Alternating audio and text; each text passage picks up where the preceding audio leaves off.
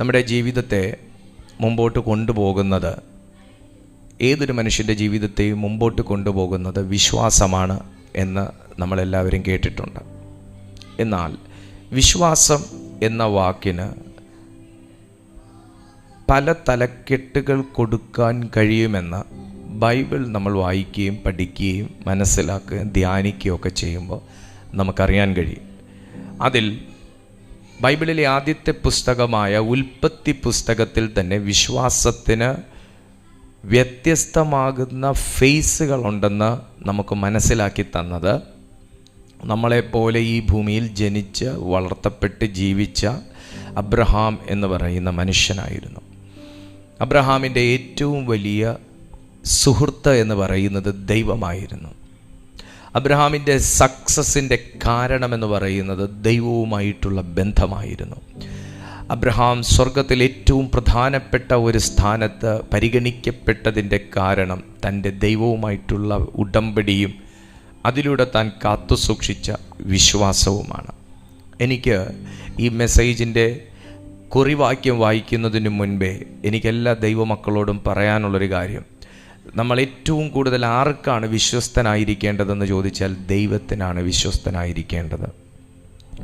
ദൈവവുമായിട്ടൊരു ഉടമ്പടിയിലൂടെയാണ് നമ്മളെല്ലാവരും ഈ ആത്മീയ ജീവിതം ആരംഭിച്ചത്, ഈ വിശ്വാസ ജീവിതം നയിച്ചുകൊണ്ടിരിക്കുന്നത്. ഈ ഉടമ്പടി ഒരു വിശ്വാസത്തിലാണ് നിലനിൽക്കുന്നത്. ആ ഉടമ്പടി നിലനിൽക്കുന്ന വിശ്വാസത്തിനകത്ത് വഞ്ചന കലർത്താതെ വിശ്വാസത്തോടുകൂടെ വിശ്വാസത്തിൻ്റെ നായകനെ നോക്കി നമ്മൾ മുൻപോട്ട് പോകുന്ന ഇടത്താണ് നാം അബ്രഹാമിനെ പോലെ അനുഗ്രഹിക്കപ്പെടുകയും അബ്രഹാമിനെ പോലെ ദൈവത്താൽ പരിഗണിക്കപ്പെടുകയും ചെയ്യുക. തൻ്റെ ജീവിതത്തിൽ ഏറ്റവും കൂടുതൽ തന്നെ പരിഗണിച്ച ഒരു വ്യക്തി ആരാന്ന് ചോദിച്ചാൽ ദൈവമാണ്. ഏറ്റവും കൂടുതൽ പരിഗണിച്ചൊരു വ്യക്തി. നിങ്ങൾ സ്വർഗത്തിൽ പോലും വസിക്കുന്ന ഒരു ദൂതനെ പോലും ദൈവം പരിഗണിച്ചതായി, മീൻസ് അബ്രഹാമിനെ പരിഗണിച്ചതുപോലെ, അബ്രഹാമിനോട് കമ്മ്യൂണിക്കേറ്റ് ചെയ്തതുപോലെ കമ്മ്യൂണിക്കേറ്റ് ചെയ്ത ഒരു വാക്യവചനങ്ങൾ പോലും നമുക്ക് ബൈബിളിൽ കാണാൻ പറ്റത്തില്ല. എന്നാൽ സ്വർഗസ്ഥനായ ദൈവം ഭൂമിയിൽ ഇറങ്ങി വന്ന് അംഗീകരിക്കുകയും പരിഗണിക്കുകയും ചെയ്തിട്ടുണ്ടെങ്കിൽ, കമ്മ്യൂണിക്കേറ്റ് ചെയ്തിട്ടുണ്ടെങ്കിൽ അത് മനുഷ്യരോട് മാത്രമാണ്. തൻ്റെ സൃഷ്ടികളിൽ ഒന്ന് തന്നെയാണ് ദൈവത്തിൻ്റെ ദൂതന്മാർ, ദൈവത്തോട് കൂടെ വസിക്കുന്ന ദൂതന്മാർ.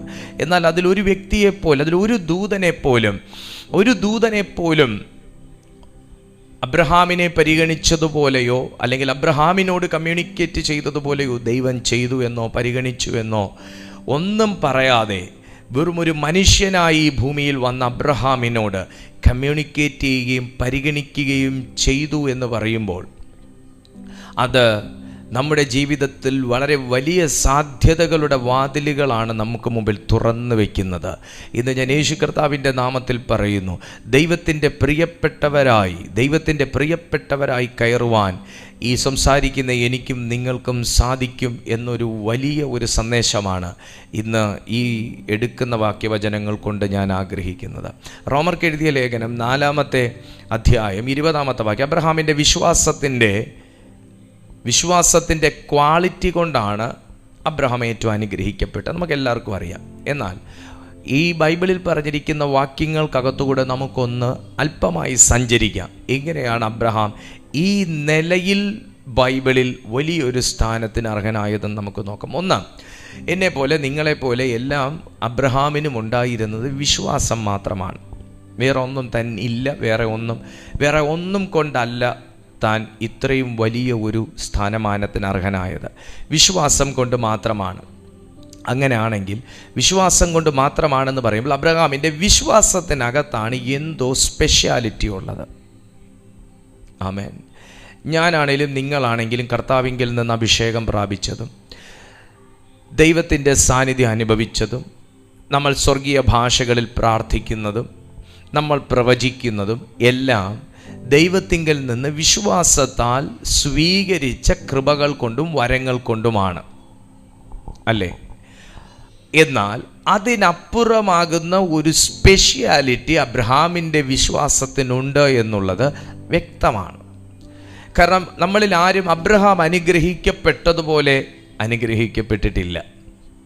അനുഗ്രഹിക്കപ്പെടാൻ ആഗ്രഹിക്കുന്നവരാണ്.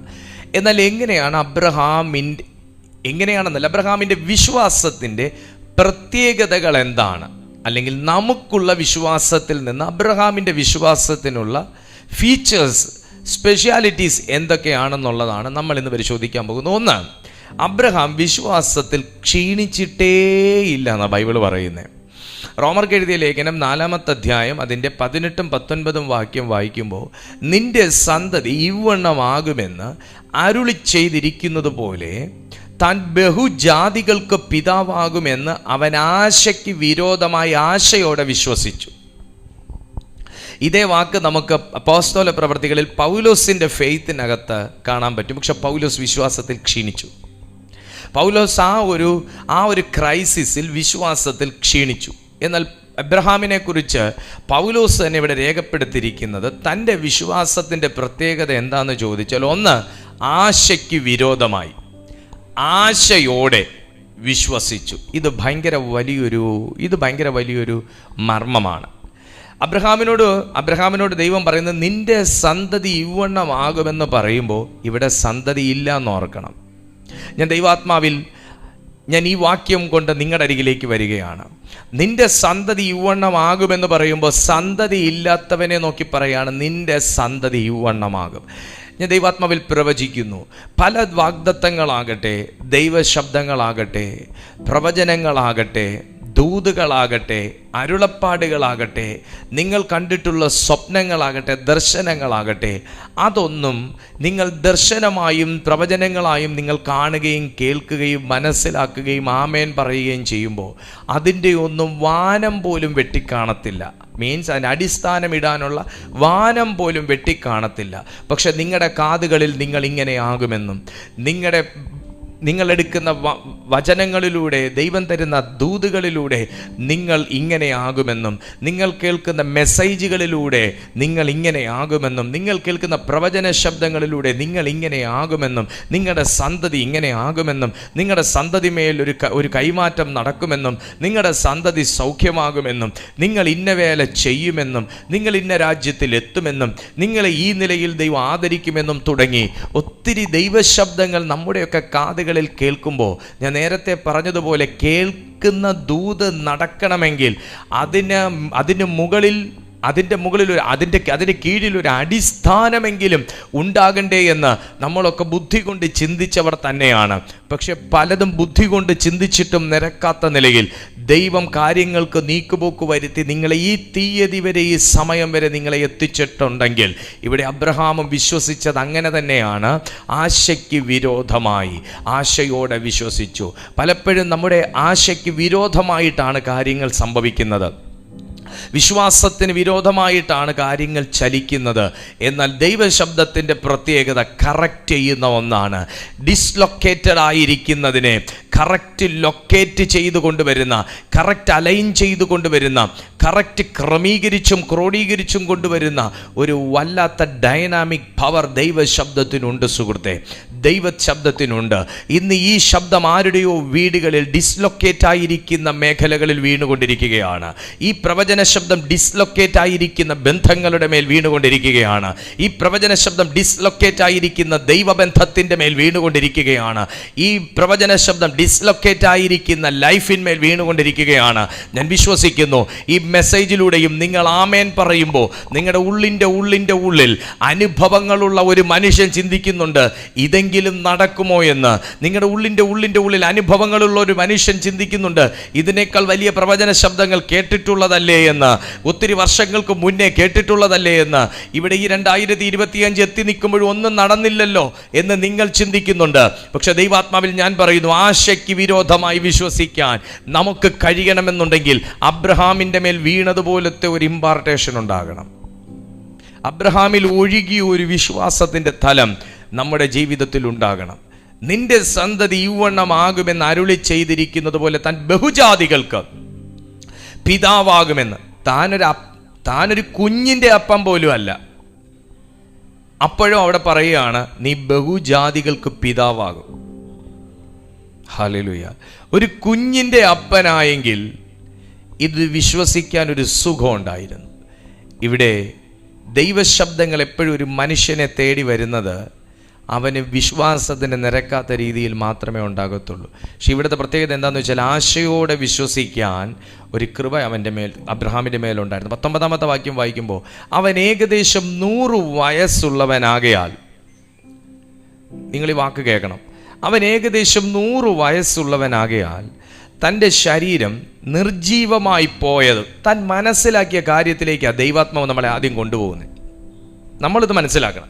താൻ ദൈവശബ്ദം കേൾക്കുമ്പോൾ ഒരു മനുഷ്യൻ എങ്ങനെ ചിന്തിക്കുമോ അങ്ങനെ തന്നെ അബ്രഹാമും ചിന്തിച്ചു. നമ്മളങ്ങനെ എതിരെ ചിന്തിക്കുന്ന പാപമൊന്നും അല്ല കേട്ടോ. നിങ്ങൾ കേൾക്ക്, അവൻ ഏകദേശം 100 വയസ്സുള്ളവനാകയാൽ തൻ്റെ ശരീരം നിർജീവമായി പോയതും, 1, സാറായുടെ ഗർഭപാത്രത്തിൻ്റെ നിർജീവത്വം ഗ്രഹിച്ചിട്ടും, 2 കാര്യങ്ങളെക്കുറിച്ച് ദൈവത്തെ അറിയുന്ന അബ്രഹാം ദൈവശബ്ദം കേട്ടപ്പോൾ ഗ്രഹിച്ചു. ഒരു വാഗ്ദത്തം നമ്മുടെ ജീവിതത്തിൽ നടക്കണോ? ഒരു പ്രവചന ശബ്ദം നമ്മുടെ ജീവിതത്തിൽ നടക്കണോ? നമ്മളെല്ലാവരും പറയുന്നതും കേട്ടിട്ടുള്ളത് ഇങ്ങനെ, പൊട്ടനെ പോലെ വിശ്വസിക്കണം. കറക്റ്റാണ്. പൊട്ടനെ പോലെ വിശ്വസിക്കണം എന്ന് പറഞ്ഞാൽ ഒന്നും ചിന്തിക്കാൻ കഴിവില്ലാത്ത, ഇങ്ങനെ അല്ലെങ്കിൽ അങ്ങനെ സംഭവിക്കില്ല, അങ്ങനെ അല്ലെങ്കിൽ ഇങ്ങനെ സംഭവിക്കില്ലേ എന്ന് റിവേഴ്സ് ഗിയറും ഒന്നും ഇടാൻ പറ്റാത്ത നിലയിൽ പൊട്ടനെ പോലെ എടുക്കാൻ നമുക്ക് കഴിവുണ്ടായിരിക്കണമെന്നാണ് നമ്മൾ ദൈവശബ്ദങ്ങൾ നടക്കണമെങ്കിൽ പഠിച്ചിട്ടുള്ളത്. എന്നാൽ നിങ്ങൾ ഇവിടെ ശ്രദ്ധിക്കുക, പൊട്ടനെ പോലെ അല്ല അബ്രഹാം വിശ്വസിച്ചത്, ബുദ്ധിയുള്ളവനായിട്ടാണ് വിശ്വസിച്ചത്. നിങ്ങൾ എൻ്റെ നേരെ കണ്ണുരുട്ടുന്നുണ്ടോ? കണ്ണുരുട്ടിയാലും കുഴപ്പമില്ല, എനിക്ക് കാണാൻ വയ്യ. കേക്ക്, പൊട്ടനെ പോലെ അല്ല അബ്രഹാം വിശ്വസിച്ചത്. വചനം വ്യക്തമായി പറയുന്നു, അവൻ ഏകദേശം 100 വയസ്സുള്ളവനാകിയാൽ, സ്വന്തം വയസ്സിനെ കുറിച്ചൊരു ബോധമുണ്ട്. തൻ്റെ ശരീരം നിർജീവമായി പോയി, അതിനെക്കുറിച്ചൊരു ബോധമുണ്ട്. സാറായുടെ ഗർഭപാത്രത്തിൻ്റെ നിർജീവത്വം ഗ്രഹിച്ചിട്ടും, അപ്പം സാറ തൻ്റെ വൈഫിൻ്റെ ഗർഭപാത്രത്തിൻ്റെ അവസ്ഥ എന്താണെന്നും അവരുടെ ഏജ് എന്താണെന്നും, അതുകൊണ്ട് ഇനി ഒരു കുഞ്ഞിനെ കൺസീവ് ചെയ്യാനുള്ള ജീവൻ ഗർഭപാത്രത്തിനില്ല എന്ന് ഗ്രഹിക്കണമെന്നുണ്ടെങ്കിൽ അബ്രഹാം പൊട്ടനല്ല, അബ്രഹാം മണ്ടനല്ല, അബ്രഹാം ചിന്തിക്കാൻ കഴിവില്ലാത്ത വ്യക്തിയല്ല. നല്ലതാണ് നമ്മൾ ഇങ്ങനെയുള്ള കാര്യങ്ങൾ മനസ്സിലാക്കിയതിന് ശേഷം ആമേൻ പറയുന്നതാണ് നല്ലത്. അല്ലെങ്കിൽ എനിക്ക് എൻ്റെ ശരീരത്തിന് കുറച്ചുകൂടി ആരോഗ്യമുള്ളത് കൊണ്ട്, എൻ്റെ ബുദ്ധിക്ക് നല്ല കഴിവുള്ളത് കൊണ്ട്, സാമർഥ്യമുള്ളത് കൊണ്ട്, എനിക്ക് വിദ്യാഭ്യാസമുള്ളത് കൊണ്ട്, എനിക്ക് ആരോഗ്യമുള്ളത് കൊണ്ട്, എനിക്ക് ബന്ധങ്ങളുള്ളത് കൊണ്ട്, എനിക്ക് നോളജ് ഉള്ളത് കൊണ്ട്, എനിക്ക് യാത്ര ചെയ്യാനുള്ള അറിവുള്ളത് കൊണ്ട്, എനിക്ക് സ്ഥലങ്ങളെക്കുറിച്ചും കാലങ്ങളെക്കുറിച്ചും ബോധ്യമുള്ളത് കൊണ്ട് നമുക്ക് നേടി എന്ന് നമ്മൾ പറയാതിരിക്കേണ്ടതിന് ചില കാര്യങ്ങൾ നമ്മൾ ഗ്രഹിച്ചിട്ട് ആമേൻ പറയുന്നത് നല്ലതാണ്. അബ്രഹാമിൻ്റെ ഏറ്റവും അവസാന സമയം എന്ന് പറഞ്ഞാൽ ഇനി ഈ ജന്മത്തിലും അടുത്ത ജന്മത്തിലും അബ്രഹാമിൻ്റെ കഴിവ് കൊണ്ടാണ് അനുഗ്രഹിക്കപ്പെട്ടതെന്നോ കുഞ്ഞിനെ കിട്ടിയതെന്നോ പറയാൻ പറ്റാത്ത ഒരു ഏജിലാണ് ദൈവശബ്ദം കേൾക്കുന്നത്. യേശുക്രിസ്തുവിൻ്റെ നാമത്തിൽ നമ്മുടെ ബന്ധങ്ങളിലെല്ലാം നമ്മളെ കൊണ്ട് ചെയ്യാൻ പറ്റുന്നതെല്ലാം ചെയ്തു കഴിഞ്ഞിട്ടേ, നമ്മുടെ കഴിവുകൾ കൊണ്ട് ചെയ്യാൻ പറ്റുന്നതെല്ലാം ചെയ്തു കഴിഞ്ഞിട്ടേ, നമ്മുടെ അറിവ് കൊണ്ട് ചെയ്യാൻ കഴിയുന്നതെല്ലാം ചെയ്തു കഴിഞ്ഞിട്ടേ, നമ്മുടെ പ്രാർത്ഥനാ പാടവമാണെന്നുള്ളത് പറഞ്ഞ് നമ്മൾ പ്രാർത്ഥിച്ചു മടുത്തതിന് ശേഷമേ പലപ്പോഴും ദൈവശബ്ദങ്ങൾ ഒരു മനുഷ്യൻ്റെ മേൽ ആക്റ്റീവ് ആകാറുള്ളൂ. പലരും എന്നോട് പറഞ്ഞിട്ടുള്ള, നമ്മുടെ ഈ മീറ്റിങ്ങിൽ അറ്റൻഡ് ചെയ്യുന്ന പലരും എന്നോട് പറഞ്ഞിട്ടുള്ള വാക്ക് എന്താണെന്ന് ചോദിച്ചാൽ, പക്ഷേ ഞങ്ങൾ ഇതൊക്കെ അങ്ങ് നിർത്തി മടുത്ത് ഒരു മെസ്സേജ് ഞങ്ങൾ കാണാതെ ഇനി ഇതിൻ്റെ ഒന്നും പുറകിൽ പോകാതെ ഇനി പോകത്തില്ല എന്ന് ഞങ്ങൾ ഉറപ്പിച്ച് തീരുമാനിച്ചിരുന്നതാണ്. ഞങ്ങളുടെ ജീവിതത്തിൽ പ്രാർത്ഥന പോലും മര്യാദയ്ക്കില്ലാതിരുന്നവരാ. അപ്പോഴാണ് യൂട്യൂബ് തപ്പിയപ്പോൾ പാസ്റ്ററിൻ്റെ ഒരു മെസ്സേജ് ഇങ്ങനെ കണ്ടു, അതിൻ്റെ ടൈറ്റിലൊന്ന് ഞങ്ങളെ കയറി കൊത്തി, അന്നേരം ഒന്ന് പ്ലേ ചെയ്യാമെന്നോർത്ത് കേട്ട് തുടങ്ങിയതാണ്. പക്ഷെ ഇന്ന് വരെയും കേട്ടുകൊണ്ടേയിരിക്കുന്നു. മീൻസ് അവർ വിശ്വാസ ജീവിതത്തിൽ നിർജീവമായി പോയവർ, അവർ പ്രാർത്ഥനയിൽ നിർജീവമായി പോയവർ, അവർ വചനം കേൾക്കാൻ ഇനി താല്പര്യമില്ലാത്തവർ, വിശ്വാസത്തിൽ അവർ നിർജീവമായവർ, അണഞ്ഞവർ, അങ്ങനെയുള്ളവരിലേക്ക് പിന്നെ ഒരു സന്ദേശമായി അത് എൻ്റെ ശബ്ദത്തിലൂടെ നമ്മുടെ മീറ്റിങ്ങിലൂടെ ചെന്നെത്തിയത് അബ്രഹാമിൻ്റെ വൈഫിൻ്റെ നിർജീവമാകുന്ന ഗർഭപാത്രത്തിലേക്ക് ഒരു ദൈവിക വാഗ്ദത്തം ചെന്ന് വീണതുപോലെയും അബ്രഹാമിൻ്റെ ശരീരം നിർജീവമായിരിക്കുന്ന 100-ാമത്തെ വയസ്സിൽ ഒരു ദൈവശബ്ദം ചെന്ന് വീണതുപോലെയുമാണ് എന്നിരിക്കെ ഇന്നവർ നമ്മുടെ ഈ കൂട്ടായ്മയിൽ സ്ഥിരമായി പങ്കെടുത്തുകൊണ്ടിരിക്കുന്നു. നമ്മുടെ ഈ കൂട്ടായ്മയിൽ ആക്റ്റീവായി പ്രവർത്തിച്ചു കൊണ്ടിരിക്കുന്നു. സജീവമായി അവർ പ്രാർത്ഥിച്ചു കൊണ്ടിരിക്കുന്നു. സജീവമായി അവർ കാര്യങ്ങൾ ചെയ്തുകൊണ്ടിരിക്കുന്നു. ദൈവത്തിന് വേണ്ടി പ്രയോജനപ്പെട്ടുകൊണ്ടിരിക്കുന്നു. ഇന്ന് ഞാൻ ആത്മാവിൽ അങ്ങനെയുള്ള വ്യക്തികൾ ഇതിനകത്തുണ്ടെന്ന് ഗ്രഹിച്ചുകൊണ്ട് തന്നെ ഞാൻ ഈ സന്ദേശം കൈമാറുകയാണ്. അബ്രഹാം ദൈവശബ്ദം കേട്ട സമയം അബ്രഹാമിന്റെ വയസ്സിനെ കുറിച്ച് ബോധ്യമുണ്ടെങ്കിലും, തൻ്റെ ശരീരത്തിന്റെ ആരോഗ്യത്തെക്കുറിച്ച് ബോധ്യമുണ്ടെങ്കിലും, തൻ്റെ വൈഫിന്റെ ഗർഭപാത്രത്തിന്റെ നിർജീവത്വത്തെക്കുറിച്ച് അവൻ ഗ്രഹിച്ചിട്ടും ഒരു ദൈവശബ്ദത്തിന് ആമേൻ പറയാൻ ആ മനുഷ്യന് കഴിഞ്ഞത് എന്തുകൊണ്ടാണെന്ന് ആ വാക്യം അവസാനിക്കുമ്പോൾ പരിശുദ്ധാത്മാവ് രേഖപ്പെടുത്തിയിരിക്കുന്നു. അതിങ്ങനെയാണ്: വിശ്വാസത്തിൽ ക്ഷീണിച്ചിട്ടില്ല.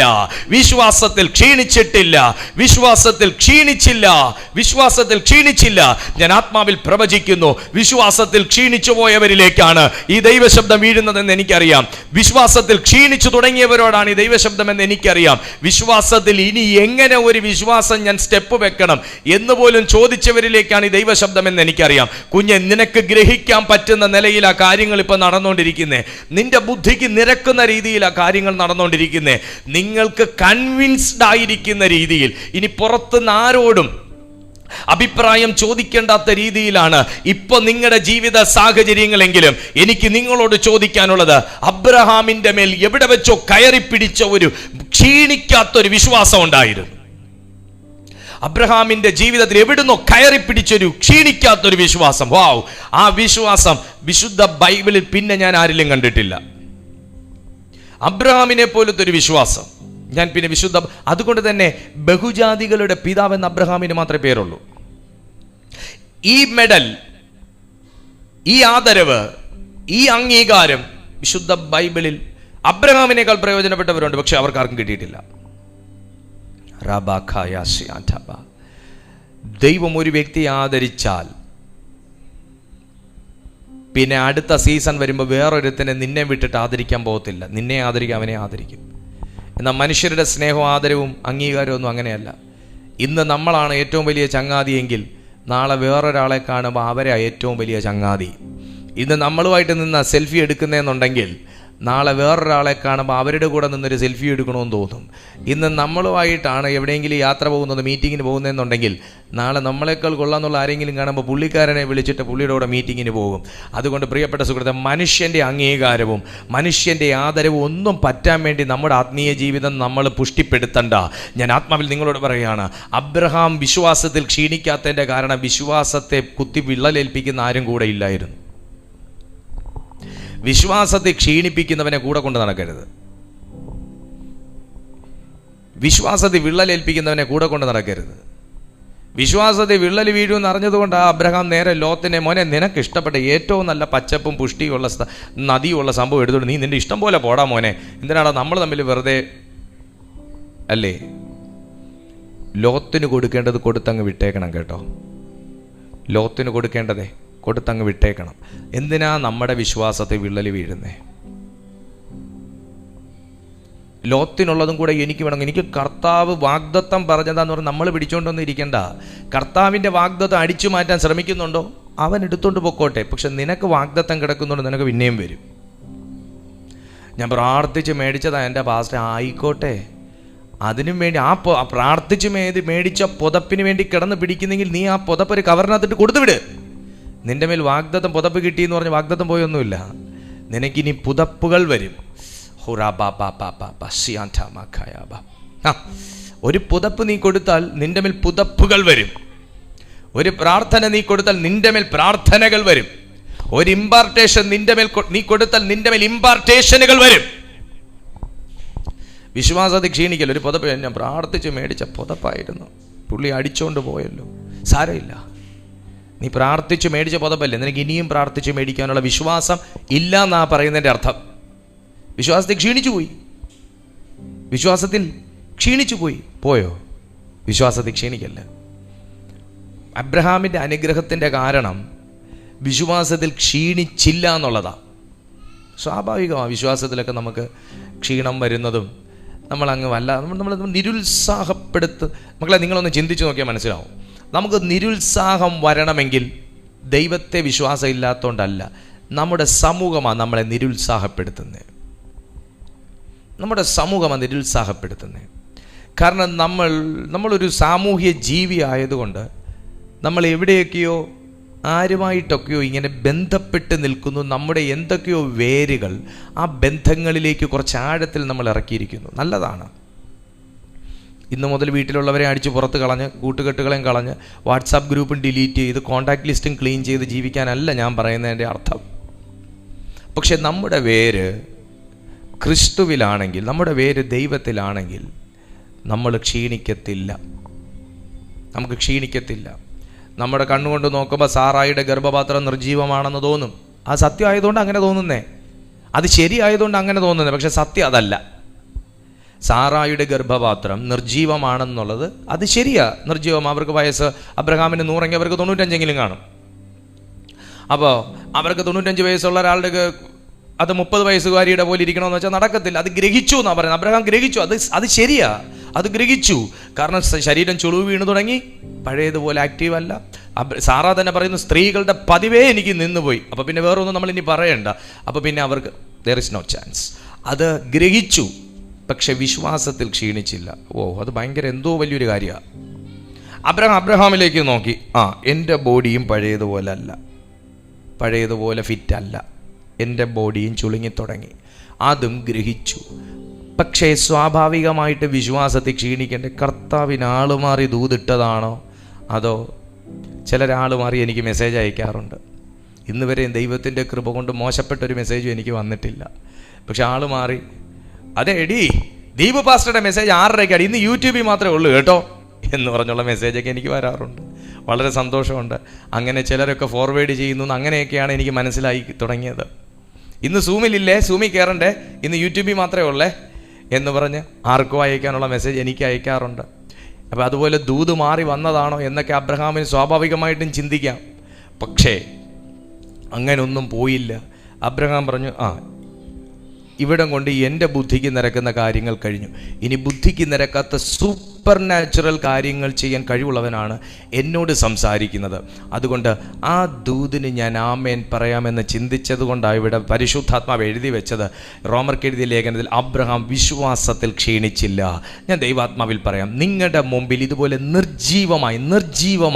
നിർജീവത്വം നിങ്ങൾക്ക് ഗ്രഹിക്കാൻ പറ്റുന്ന നിർജീവത്വം നിങ്ങളുടെ കുടുംബത്തിൽ ആര് വന്നു നോക്കിയാലും, ആര് വന്ന് പ്രാർത്ഥിച്ചു നോക്കിയാലും നിർജീവത്വം ഗ്രഹിക്കാൻ പറ്റുന്ന ചിലതിൻ്റെ മേൽ ജീവൻ പുറപ്പെടുവിക്കാൻ കഴിയുമെന്ന് നിങ്ങൾ വിശ്വസിക്കുന്നുണ്ടോ? എങ്ങനെ ജീവൻ പുറപ്പെടുവിക്കാൻ കഴിയും? നിങ്ങളുടെ വിശ്വാസത്തിനകത്ത് ക്ഷീണിക്കാത്ത ഒരനുഭവം ഉണ്ടെങ്കിൽ ആ വിശ്വാസത്തിനകത്തുകൂടെ പുറപ്പെടുന്ന ഒന്നാണ് ദൈവിക ജീവൻ. ദൈവിക ജീവൻ, ആ ഫെയ്ത്തിനകത്ത് നിന്നാണ് ജീവൻ പുറപ്പെടുന്നത്. ആ ഫെയ്ത്തിനകത്ത് നിന്നാണ് ജീവൻ പുറപ്പെടുന്നത്. വിശ്വാസത്തിൽ ക്ഷീണിച്ചില്ല. അബ്രഹാമിന്റെ വിശ്വാസത്തിന്റെ പ്രത്യേകതയാണ് വിശ്വാസത്തിൽ ക്ഷീണിച്ചില്ല. രണ്ടാമത്തെ കാര്യം, റോമർക്ക് എഴുതിയ ലേഖനം 11:8 പ്രിയപ്പെട്ടവരൊന്ന് വന്നേ. റോമർക്ക് എഴുതിയ ലേഖനം തന്നെ 11:8 പ്രിയപ്പെട്ടവർ വരുമ്പോൾ അവിടെ ഇങ്ങനൊരു വാക്യം അബ്രഹാമിനെ കുറിച്ച് കാണാം. ആകയാൽ എന്ത്? ഇസ്രായേൽ താൻ തിരഞ്ഞെടുത്തത് പ്രാപിച്ചില്ല, തിരഞ്ഞെടുക്കപ്പെട്ടവർ അത് പ്രാപിച്ചു, ശേഷമുള്ളവരോ കഠിനപ്പെട്ടിരിക്കുന്നു. ദൈവം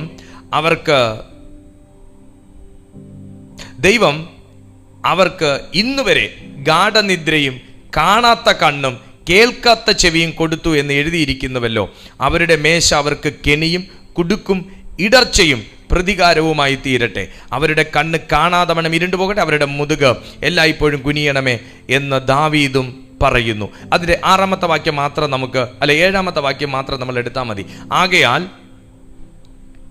6-ാമത്തെ വാക്യം, കൃപയാലെങ്കിൽ പ്രവൃത്തിയാലല്ല, കൃപയാലെങ്കിൽ പ്രവൃത്തിയാലല്ല, അല്ലെങ്കിൽ കൃപയല്ല. ആകയാൽ എന്ത്? ഇസ്രായേൽ താൻ തിരഞ്ഞെടുത്തത് പ്രാപിച്ചിട്ടില്ല, തിരഞ്ഞെടുക്കപ്പെട്ടവർ അത് പ്രാപിച്ചു. അബ്രഹാം വിശ്വാസത്തിൽ ശക്തിപ്പെട്ടു. തിരഞ്ഞെടുക്കപ്പെട്ടവരുടെ കൂട്ടത്തിലുള്ള ഒരു വ്യക്തിയായിരുന്നു അബ്രഹാം. ചുരുക്കി പറഞ്ഞാൽ നമ്മളെയൊക്കെ എഴുതി തള്ളിയ കേസുകളാണ്. ആ എഴുതി തള്ളിയ കേസുകൾക്കകത്തുനിന്ന് ഷോർട്ട് ലിസ്റ്റ് ചെയ്ത് വീണ്ടും പട്ടികക്കകത്തേക്ക് പെടുത്തിയ വ്യക്തിത്വങ്ങളാണ് ഞാനും നിങ്ങളും. നമ്മൾ തിരഞ്ഞെടുക്കപ്പെട്ടവരുടെ കൂട്ടത്തിലുള്ളവരായതുകൊണ്ട് തിരഞ്ഞെടുക്കപ്പെട്ടവർ അത് പ്രാപിച്ചു എന്ന് എഴുതിയിരിക്കുന്നു. അതുപോലെ തന്നെ അബ്രഹാമും കേട്ട ദൈവശബ്ദത്തിൽ ശക്തിപ്പെട്ടു. കേട്ട ദൈവശബ്ദത്തിൽ ശക്തിപ്പെട്ടതുകൊണ്ട് കേട്ട ദൂത് താൻ പ്രാപിച്ചു എന്നാണ് തിരുവെഴുത്ത് പറയുന്നത്. കേട്ട ദൂത് താൻ പ്രാപിച്ചു. അതെങ്ങനെയാണെന്നും കൂടെ എഴുതിയിട്ടുണ്ട്. കൃപയാലെങ്കിൽ പ്രവൃത്തിയാലല്ല. കൃപയാലെങ്കിൽ പ്രവൃത്തിയാലല്ല. എന്നെ ഒന്ന് ശ്രദ്ധിച്ചേ. നമ്മൾ കഴിഞ്ഞ ദിവസം കൃപയെക്കുറിച്ച് വളരെ സവിസ്തരം സംസാരിച്ചു.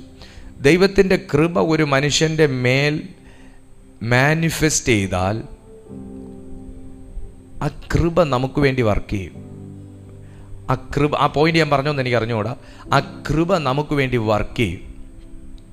നമ്മുടെ പ്രെയറിൽ ദൈവത്തിൻ്റെ നമ്മളിരുന്ന് പ്രാർത്ഥിക്കുന്നു. നമ്മൾ ചിലപ്പോൾ കണ്ണീര് വാർക്കും, നമ്മൾ കുനിഞ്ഞിരുന്ന് കരയും, നമ്മൾ തലയെ കൈ കൊടുക്കും, നമുക്ക് വാക്കുകൾ വരത്തില്ല, നമ്മുടെ വായൊക്കെ ആകെ മൊത്തം ലോക്കായി പോകും.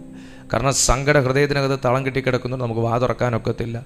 അങ്ങനെ വരുന്ന സമയത്ത് പ്രാർത്ഥനകൾക്ക് മറുപടി വെളിപ്പെട്ട് എത്ര ദൈവമക്കളുണ്ട് ഇതിനകത്ത്. ഇതായിരിക്കുന്നു ഞാനൊരാൾ കൈപൊക്കി എന്ന് പറഞ്ഞാൽ ഒന്നും പ്രാർത്ഥിച്ചില്ല, പ്രാർത്ഥിക്കണമെന്ന് വിചാരിച്ചതൊന്നും പ്രാർത്ഥിച്ചില്ല, ഇരുന്ന് കുറേ കരഞ്ഞു, എഴുന്നേറ്റ് പോയി ആമേൻ പറഞ്ഞ് എഴുന്നേറ്റ് പോയി. അങ്ങനെ ഇരുന്ന സമയത്ത് മറുപടി വെളിപ്പെട്ട് എത്ര ദൈവമക്കളുണ്ട്. ഇതായിരിക്കുന്നു ഞാനൊരുത്തൻ. അങ്ങനെ പ്രാർത്ഥിക്കാതെ കരഞ്ഞിട്ട് മറുപടി പല കാര്യങ്ങളിലും വെളിപ്പെട്ടിട്ടുണ്ട്. ഹൽബ്രഹസി. അതെന്താ കാര്യം? അത് ദൈവത്തിൻ്റെ കൃപ എന്ന് പറയും. മോനെ, നമ്മുടെ വിചാരം നമ്മൾ കിടന്ന് അട്ടഹസിച്ചാല ദൈവം കേൾക്കുന്നതെന്ന്. നമ്മുടെ വിചാരം നമ്മൾ കിടന്ന് തൊണ്ട കീറുമ്പോഴാണ് ദൈവശക്തി വ്യാപരിക്കുന്നതെന്ന്. നമ്മുടെ വിചാരം മറ്റെന്തോ കാര്യങ്ങൾ ചെയ്യുമ്പോഴാണ് അവിടെ കാര്യങ്ങൾ കൃപ. അതോടെ ഇവിടെ പറയുന്ന കൃപയാലെങ്കിൽ പ്രവൃത്തിയാലല്ല. നിങ്ങൾക്കൊന്നും ചെയ്യാൻ അറിയത്തില്ലേ? ഒരു പ്രവൃത്തിയും ചെയ്യാൻ അറിയത്തില്ലേ? വേണ്ട. നിങ്ങൾ ദൈവസന്നിധിയിൽ വിശ്വാസത്തോടെ കരഞ്ഞാൽ മതി. ആ കണ്ണുനീരിനകത്തൂടെ ഒരു സ്ത്രീ മാറിയിരുന്ന് കരഞ്ഞപ്പോഴാണ് ദൈവം പ്രാർത്ഥന കേട്ടത്. മാറിയിരുന്ന് ചങ്ക് പൊട്ടി കരഞ്ഞപ്പോഴാണ് ഉൽപ്പത്തി പുസ്തകത്തിൽ ദൈവം പ്രാർത്ഥന കേട്ടത്. ഓടി കുഞ്ഞിൻ്റെ അടുത്ത് പോകാൻ പറഞ്ഞു. ഹല്ലേലൂയ. അതാ കൃപ എന്ന് പറയുന്നത്. കൃപയാലെങ്കിൽ പ്രവൃത്തിയാലല്ല. അല്ലെങ്കിൽ കൃപയല്ല. അല്ലെങ്കിൽ കൃപയല്ല. ചില വിഷയങ്ങളൊക്കെ നമ്മുടെ മുമ്പിൽ വരുമ്പോൾ നമുക്കിത് എങ്ങനെ പ്രാർത്ഥിക്കണമെന്ന് പോലും അറിയത്തില്ല. പക്ഷെ നമുക്ക് അതിനോടൊരു ഭയങ്കര സിമ്പതി തോന്നും, ഭയങ്കര ഒരു ആത്മഭാരം തോന്നും ആ ഒരു വിഷയത്തെക്കുറിച്ച്.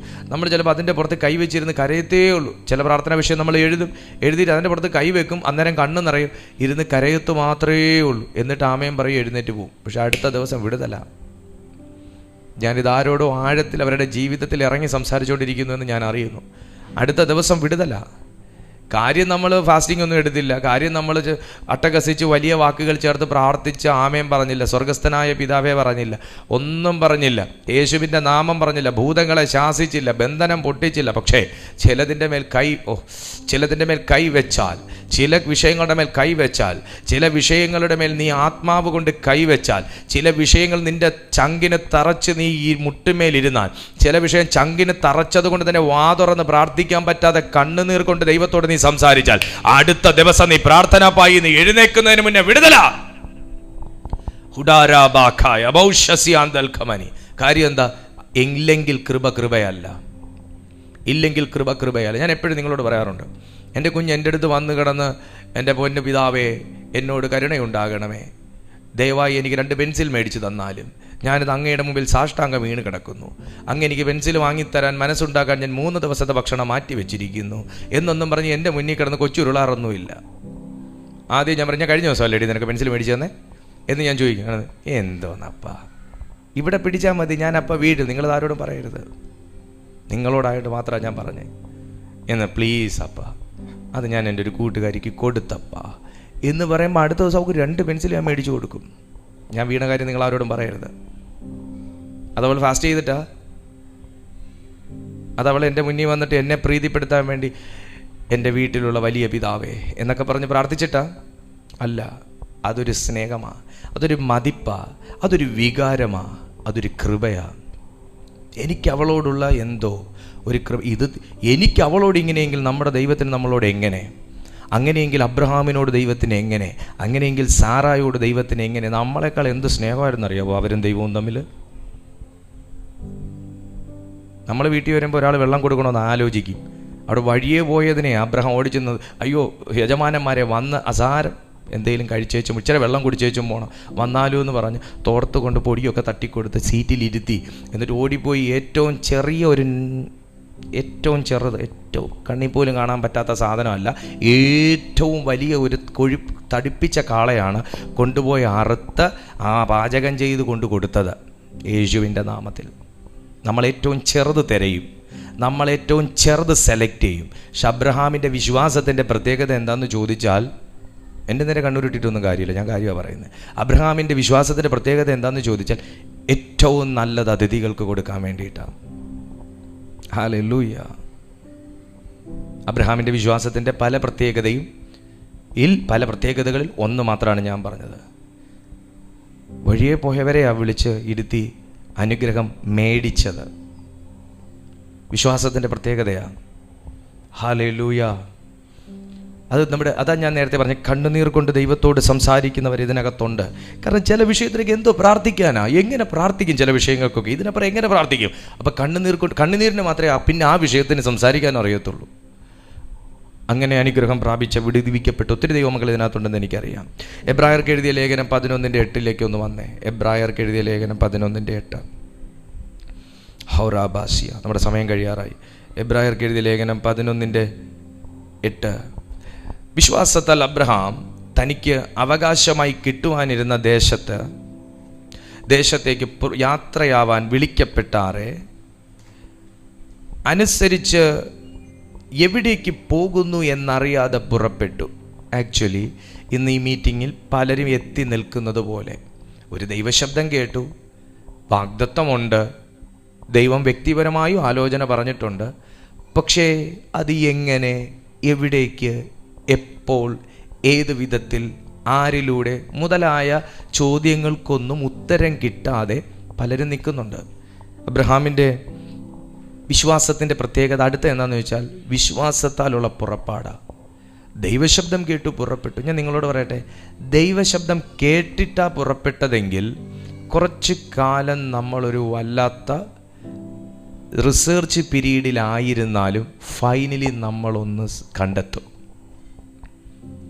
നമ്മൾ ഇറങ്ങി പുറപ്പെടുകയാണ്, അതൊരു ദൈവശബ്ദത്തിൻ്റെ ബേസിലായിരിക്കണം. പലരുടെയും പ്രശ്നം എന്താണെന്ന് വെച്ചാൽ മനുഷ്യ ശബ്ദത്തിൻ്റെ പേരിൽ പുറപ്പെട്ടിട്ട് പിന്നെ ദൈവത്തിന് നേരെ പെറ്റീഷൻ ഫയൽ ചെയ്തതാണ്. പക്ഷെ അങ്ങനല്ല. ദൈവത്തിൻ്റെ ശബ്ദമാണെങ്കിൽ അത് ഇന്നല്ലെങ്കിൽ നാളെ ആ പൂ വിരിഞ്ഞിരിക്കും. അബ്രഹാമിനെ കുറിച്ച് വ്യക്തമായി പറയുന്നു, വിശ്വാസത്താൽ അബ്രഹാം തനിക്ക് അവകാശമായി കിട്ടുവാനിരിക്കുന്ന ദേശത്തേക്ക് യാത്ര അവൻ വിളിക്കപ്പെട്ടാറെ. നിങ്ങളുടെ വിളി, ഞാൻ കഴിഞ്ഞ ദിവസത്തെ മെസ്സേജ്, നിങ്ങളുടെ വിളി നിങ്ങൾ തിരിച്ചറിയണം. നിങ്ങളുടെ വിളി നിങ്ങൾ തിരിച്ചറിയണം. അത് നമുക്കറിയാൻ പറ്റുമോ എന്ന് വെച്ചാൽ അറിയാൻ പറ്റും. നിങ്ങളുടെ വിളി നിങ്ങൾ തിരിച്ചറിയണം. ഒരാളെന്നോട് പറയുകയാണ്, ദേവദാസനെ, നിങ്ങളെ സ്തേഫാനോസിനെ പോലെ സദ്യ വിളമ്പാൻ വിളിക്കപ്പെട്ടിരിക്കുകയാണ് എന്ന് പറഞ്ഞാൽ ദൈവം എന്നെക്കൊണ്ട് ചെയ്യിച്ചുകൊണ്ടിരിക്കുന്ന കാര്യങ്ങൾ വേറെയാണെങ്കിൽ നമുക്കറിയാൻ പറ്റും അങ്ങനല്ല കാര്യം. എന്നിലൂടെ ഇപ്പം നടന്നുകൊണ്ടിരിക്കുന്ന പ്രവൃത്തി മറ്റൊരു രീതിയിലാണ്. സോ ഞാൻ ഈ ദൂത് ഒന്നും കൂടെ ദൈവസന്നിധിയിൽ ഒന്നും കൂടെ സ്ക്രൂട്ടിനി ചെയ്ത് പരിശോധിച്ച് വ്യക്തിപരമായി അതെടുക്കേണ്ടിയിരിക്കുന്നു. നമ്മുടെ വീട്ടിൽ പിള്ളേർ കൊച്ചു ക്ലാസ്സിലെ അവരെപ്പോഴും വരച്ചുകൊണ്ടിരുന്നു കഴിഞ്ഞാൽ, നീ ഭാവിയിൽ നന്നായിട്ട് കീ വായിക്കുന്ന അല്ലെങ്കിൽ വയലിൻ വായിക്കുന്ന ഒരു വ്യക്തിയാകാനുള്ളതാണ് നമ്മൾ പറയില്ല. നമ്മളൊരു മോളെ, നിനക്ക് പടം വരയ്ക്കാൻ, നിനക്ക് ആർട്ടിൻ്റെ മേൽ നിനക്കൊരു ഗ്രേസ് ഉണ്ട് കേട്ടോ, നീ അത് പഠിക്കണം കേട്ടോ എന്ന് പറയും. നമ്മുടെ വീട്ടിൽ കുഞ്ഞെപ്പോഴും മൂളിപ്പാട്ട് പാടിക്കൊണ്ട് നടന്നാൽ നമ്മൾ പറയോ, ഇവനെ കൊണ്ട് ചെണ്ട കൊട്ടാൻ വിട്ട ഇവനെ കിട്ടത്തില്ല, പിന്നെ അതുപോലെ ഗ്രേസാ. നമ്മൾ പറയും, ഇല്ല, ആ പയ്യൻ പാടിക്കൊണ്ടാണ് നടക്കുന്നത്. പാട്ടിൻ്റെ മേലെ അവനൊരു ഗ്രേസ് ഉള്ളത്, പാട്ടിൻ്റെ മേലെ അവനൊരു അഭിഷേകം ഉള്ളത്. നമ്മൾ അത് വേണം പ്രൊമോട്ട് ചെയ്യാൻ. അല്ലാതെ നമ്മൾ ഈ പറയുന്ന പോലെ നമ്മുടെ പിള്ളേരുടെ കഴിവ് കാണാതെ, നമ്മുടെ കൂടെ ഉള്ള വ്യക്തിയുടെ കഴിവ് കാണാതെ നമ്മുടെ ഇഷ്ടത്തിനനുസരിച്ച് പിള്ളേരെ കുത്തിത്തിരിച്ച് വേറെ എങ്ങോട്ടെങ്കിലും വിട്ടാൽ ഒരു പരിധി വരെ വണ്ടി ഓടും, അത് കഴിഞ്ഞ് അവിടെ നിൽക്കും. നമ്മൾ അവരുടെ ദർശനത്തിൽ, അവർക്കുള്ള വിളിയിലേക്ക് നമ്മൾ അവരെ എത്തിക്കുക.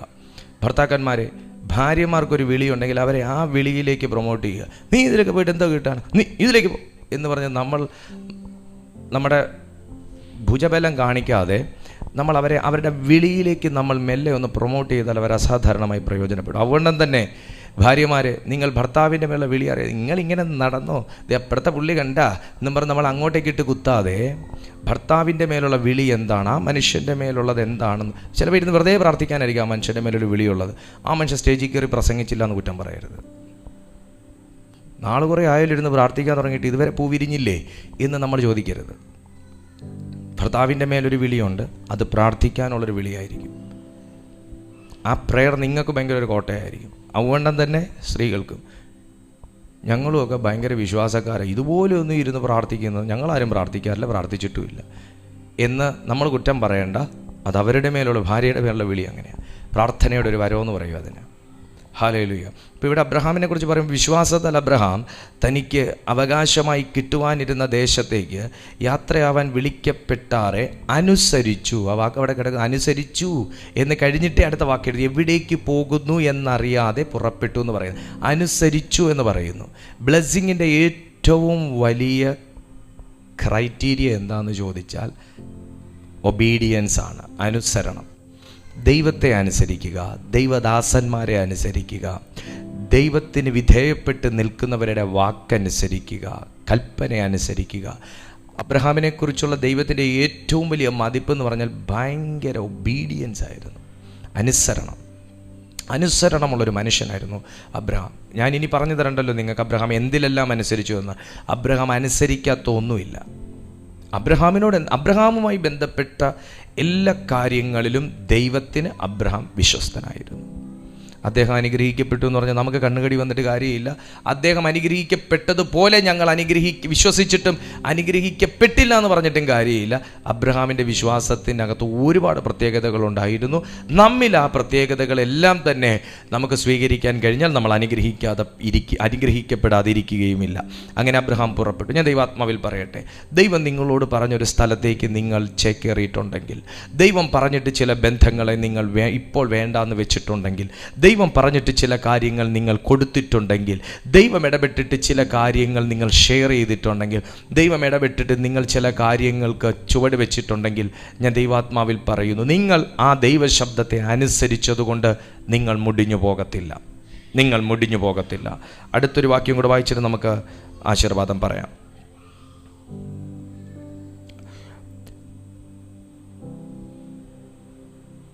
എബ്രായർക്ക് എഴുതിയ ലേഖനം 11:20 ഒന്ന് വന്നേ. അദ്ദേഹം വാഗ്ദത്ത ദേശത്തേക്ക് പുറപ്പെട്ടു. അതിൻ്റെ 20 വാക്യത്തിലേക്ക് വരുമ്പോൾ, വിശ്വാസത്താൽ അല്ല, അതിൻ്റെ എബ്രായർക്ക് എഴുതിയ ലേഖനം 11:13 ഒന്ന് വന്നേ. 11:13. അതുകൊണ്ട് 12 മുതൽ വായിക്കാം കേട്ടോ. എബ്രായർക്ക് എഴുതിയ ലേഖനം 11:12-13. അതുകൊണ്ട് ഒരുവന് പ്രായനായവന് തന്നെ പെരുപ്പത്തിൽ ആകാശത്തിലെ നക്ഷത്രങ്ങളെപ്പോലെയും കടൽപ്പുറത്തെ എണ്ണിക്കൂടാത്ത മണൽ പോലെയും സന്തതി ജനിച്ചു. ഇവർ എല്ലാവരും വാഗ്ദത്ത നിവർത്തി പ്രാപിക്കാതെ ദൂരത്ത് നിന്ന് അത് കണ്ട് അഭിവന്ദിച്ചും ഭൂമിയിൽ തങ്ങൾ അന്യരും പരദേശികളും എന്ന് ഏറ്റുപറഞ്ഞുകൊണ്ടും വിശ്വാസത്തിൽ മരിച്ചു. ഇങ്ങനെ പറയുന്നവൻ ഒരു പിതൃദേശം അന്വേഷിക്കുന്നു എന്ന് കാണിക്കുന്നു.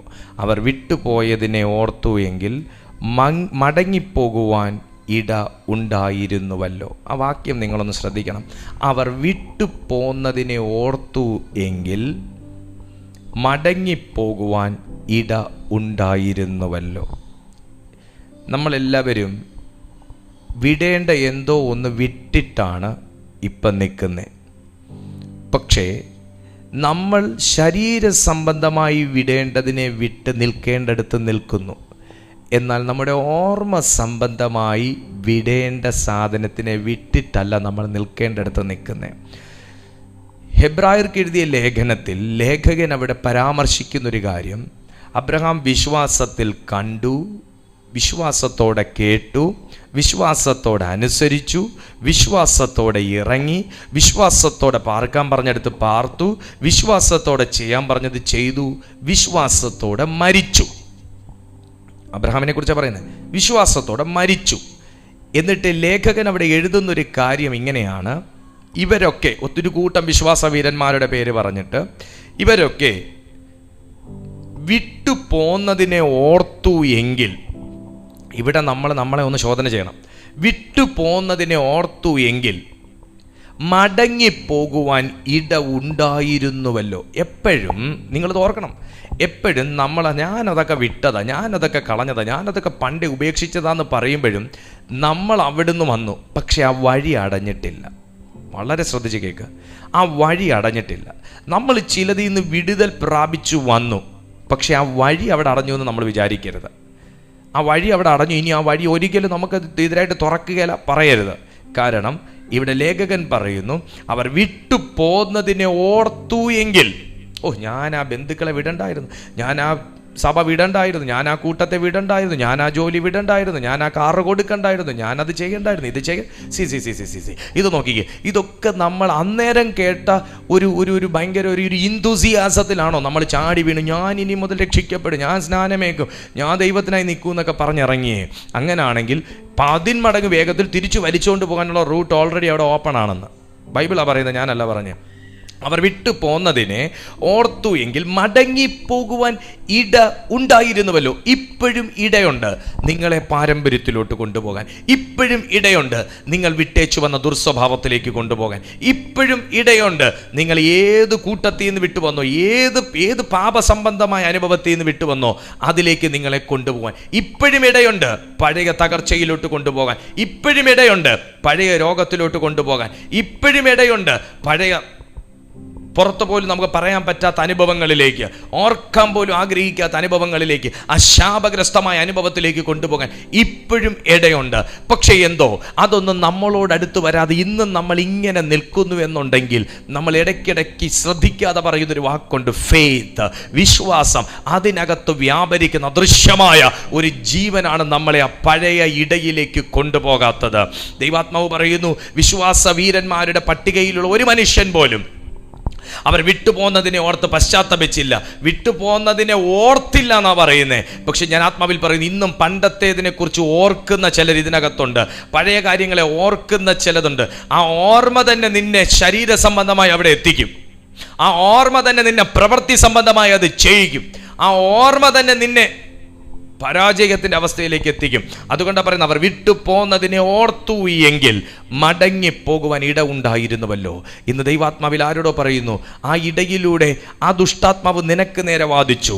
ആ റൂട്ടിലൂടെ, ആ സോഴ്സിലൂടെ, ആ വഴിയിലൂടെ ദുരാത്മാവ് നിനക്ക് നേരെ വാദിച്ചപ്പോൾ, ദുഷ്ടാത്മാവ് നിങ്ങൾക്ക് നേരെ വാദിച്ചപ്പോൾ വിട്ടുകൊടുക്കാതെ വണ്ണം എൻ്റെ ദൈവം നിങ്ങളെ സേവ് ചെയ്ത് എന്താണെന്ന് ചോദിച്ചാൽ, നിങ്ങളുടെ ഫെയ്ത്തിനകത്ത് വ്യാപരിക്കുന്ന ഒരു അദൃശ്യ ജീവൻ കൊണ്ടാണ്. നിങ്ങളുടെ ഫെയ്ത്തിനകത്ത് വ്യാപരിക്കുന്ന ഒരു അദൃശ്യ ജീവൻ കൊണ്ടാണ്. ഞാൻ യേശുവിൻ്റെ നാമത്തിൽ പറയുന്നു, ഞാൻ ഇന്ന് നിങ്ങൾക്ക് വേണ്ടി പ്രാർത്ഥിക്കാൻ പോവാണ്. യേശുവിൻ്റെ നാമത്തിൽ പറയുന്നു, ആരോടോ ദൈവാത്മാവ് പറയുന്നു, പഴയ കാര്യങ്ങളെക്കുറിച്ച് ഓർക്കരുത്. പണ്ട് ഞാൻ അതിൽ നിന്നപ്പോൾ അങ്ങനെ, ഇതിൽ നിന്നപ്പോൾ അങ്ങനെ, പണ്ട് ഞാൻ അങ്ങനെയായിരുന്നു, പണ്ട് ഞാൻ ഈ പറയരുത്. വിട്ടു പോന്നെങ്കിൽ അത് സകലത്തിനെയും ഉപേക്ഷിച്ചിട്ട് വന്നൊരു വ്യക്തിയാണ് നിങ്ങളെങ്കിൽ അതിനെക്കുറിച്ച് പറയുകയല്ല, ഓർക്കുക പോലും ചെയ്യരുത്. കാരണം ഇപ്പോഴും ഒരു റൂട്ട് അവിടെ ഉണ്ട്, ഇപ്പോഴും ഒരു സോഴ്സ് അവിടെ ഉണ്ട്. നിങ്ങൾ വരാൻ തയ്യാറാണെങ്കിൽ ഞങ്ങൾ നിങ്ങളെ സ്വീകരിക്കാമെന്ന് പറഞ്ഞ് നിൽക്കുന്ന ഒരു കൂട്ടം അശുദ്ധാത്മാക്കളുണ്ട്. ആ പഴയ തകർച്ചയിലേക്ക്, പഴയ വീഴ്ചയിലേക്ക് ഇനി പോകരുതെന്ന് ദൈവാത്മാവ് ആരോടോ പറയുന്നു. കമോൺ, ഞാൻ നിങ്ങൾക്കായി പ്രാർത്ഥിക്കാൻ പോകുന്നു യേശുവിൻ്റെ നാമത്തിൽ. ആ സക്സസിലേക്ക്, ആ ബ്ലെസ്സിങ്ങിലേക്ക്, ആ അനുഗ്രഹത്തിലേക്ക് ആരെയോ പരിശുദ്ധാത്മാവ് ഈ സെക്കൻഡിൽ കൊണ്ടുപോയിക്കൊണ്ടിരിക്കുകയാണ്. അനുഗ്രഹിക്കപ്പെടാൻ വിളിക്കപ്പെട്ടവർ ഇതിനകത്തുണ്ട്, വിടിവിക്കപ്പെടാൻ വിളിക്കപ്പെട്ടവർ ഇതിനകത്തുണ്ട്.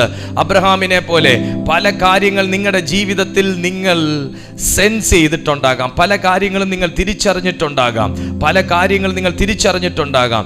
പക്ഷേ അബ്രഹാമിനെ പോലെയൊക്കെ ഒന്ന് ആകണമെന്ന് ആഗ്രഹമുണ്ടെങ്കിലും അതിന് കഴിയാതെ വണ്ണം നിങ്ങളെ ബ്ലോക്ക് ചെയ്യുന്ന എന്തെങ്കിലും ഒന്നുണ്ടെങ്കിൽ, അത് ഫിസിക്കലി, മെൻ്റലി, ഫൈനാൻഷ്യലി, എങ്ങനെയാണെങ്കിലും നിങ്ങളുടെ വിശ്വാസത്തിനകത്തൊരു വീര്യം വർദ്ധിക്കട്ടെ. കാരണം നിന്നെ മടക്കി വരുത്തുമെന്ന് പറയുന്ന, നീ എവിടുന്ന് വന്നോ അവിടേക്ക് നിന്നെ മടക്കി വരുത്തുമെന്ന് പറയുന്ന, നീ എന്തിനു ഉപേക്ഷിച്ചു പോന്നോ അതിനെ ഞാൻ എടുപ്പിക്കുമെന്ന് പറയുന്ന ഒരദൃശ്യ ശബ്ദം നിന്നെ വേട്ടയാടുന്നുണ്ടെങ്കിൽ അതിനെ ഡീൽ ചെയ്യാനുള്ളൊരു അനോയിൻറ്റിങ് പ്രാപിക്കുക. അബ്രഹാം പൊരുതിയ വിശ്വാസത്തിൽ നിന്നേ, അബ്രഹാം പൊരുതിയാ നിന്നത്.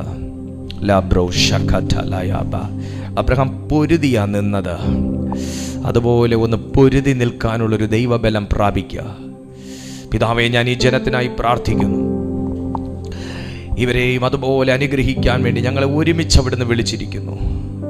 അബ്രഹാമിനെ പോലെ അനുഗ്രഹിക്കപ്പെടാൻ വിശ്വാസത്തോടെ അന്യദേശത്തെത്തി, വിശ്വാസത്തോടെ പല കാര്യങ്ങൾക്ക് ചുവടുവെച്ചു, വിശ്വാസത്തോടെ പ്രാർത്ഥിച്ചു മുന്നേറി, വിശ്വാസത്തോടെ ആമേൻ പറഞ്ഞു, വിശ്വാസത്തോടെ ചെയ്തു. ദൈവമേ, അതിനകത്തൊക്കെ തിക്താനുഭവങ്ങൾ അനുഭവിക്കുന്ന ആരോടോ ദൈവാത്മാവ് പറയുന്നു, നിന്റെ വിശ്വാസം അതിന് ഭംഗം വരികയില്ല. ദൈവം അതിനൊരു പ്രതിഫലം നിനക്ക് തരും. നീ ദൈവത്തെ മുൻനിർത്തിയാ എല്ലാം ചെയ്യുന്നതെങ്കിൽ അതിനൊരു പ്രതിഫലം നിങ്ങൾക്കുണ്ടെന്ന് പരിശുദ്ധാത്മാവ് പറയുന്നു. കർത്താവേ, ജനത്തെ ഞാൻ ബ്ലസ് ചെയ്ത് പ്രാർത്ഥിക്കുന്നു. ഇവരെ അവിടുന്ന് അനുഗ്രഹിച്ച് വർദ്ധിപ്പിക്കണം, എല്ലാ നന്മകളാലും നിറയ്ക്കണം. സ്വർഗീയ കരം ഇവർക്ക് ചുറ്റും ഇരിക്കുന്നല്ലോ, ആ കരുതൽ ഇവർ അനുഭവിക്കട്ടെ. ഹെവൻലി പ്രൊവിഷൻ ഇവർ അനുഭവിക്കട്ടെ പപ്പ, ആ ഹെവൻലി പ്രൊവിഷൻ ഇവർ അനുഭവിക്കട്ടെ. ബ്ലസ് ചെയ്യുന്നു യേശു ക്രിസ്തുവിൻ നാമത്തിൽ തന്നെ. ആമേൻ, ആമേൻ, ആമേൻ. കർത്താവിനെ കരങ്ങൾ ഉയർത്തി ഒന്ന് മഹത്വപ്പെടുത്തിയാട്ടെ. Hallelujah, hallelujah, hallelujah. ദൈവമായ കർത്താവ് നിങ്ങളെയും നിങ്ങൾക്കുള്ള എല്ലാത്തിനെയും സമൃദ്ധമായി അനുഗ്രഹിക്കട്ടെ. നിങ്ങളുടെ പ്രാർത്ഥനാ വിഷയങ്ങൾ നിങ്ങൾക്ക് ഈ കാണുന്ന നമ്പറിൽ നിങ്ങൾക്ക് മെസ്സേജ് ചെയ്യാനുള്ള അവസരമുണ്ട്. നിങ്ങൾക്ക് ഇതിലേക്ക് നിങ്ങളുടെ പ്രാർത്ഥനാ വിഷയങ്ങളും സാക്ഷ്യങ്ങളും ഒക്കെ നിങ്ങൾക്ക് സെൻഡ് ചെയ്യാൻ തീർച്ചയായിട്ടും ഞങ്ങൾ നിങ്ങൾക്കായി പ്രാർത്ഥിക്കാം. God bless you, God bless you.